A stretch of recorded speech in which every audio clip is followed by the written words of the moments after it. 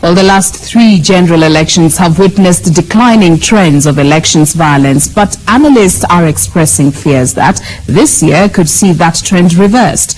This follows yesterday's drama that saw the resurgence of armed militia in the field of politics.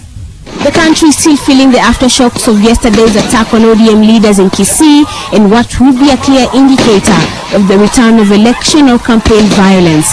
The Kisii incident is about the 4th case of election violence to be witnessed in the country since the campaign period commenced.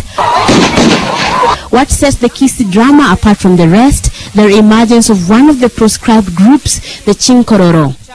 The Chinkororo was banned alongside other groups like the Amachuma, Mungiki, Jeshi la Mzee, Jeshi la Kingole in Ukambani, the Sungusungu in Kuria, the Baghdad Boys in Nyanza, Jeshi la Embakasi and the Taliban groups in Nairobi, among others.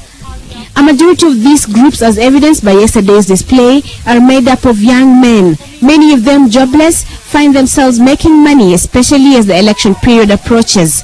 What is worrying political analysts is the way the groups carried out their acts with impunity. The attackers were actually uniformed in terms of their dressing in red and their paintings on their faces, deliberately intended to distinguish themselves from the rest of the masses.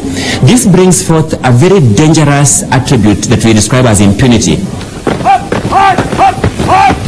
The emergence of this group alongside the Mungiki in an election year is likely to negatively affect the chances of the country holding free and fair elections.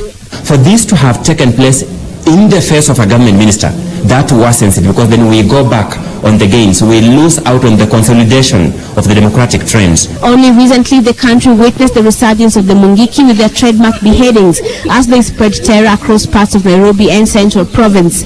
Experts contend that these groups are indeed an organized lot, capable of unleashing untold mayhem if unchecked. One can only draw parallels with groups like the Interahamwe in Rwanda.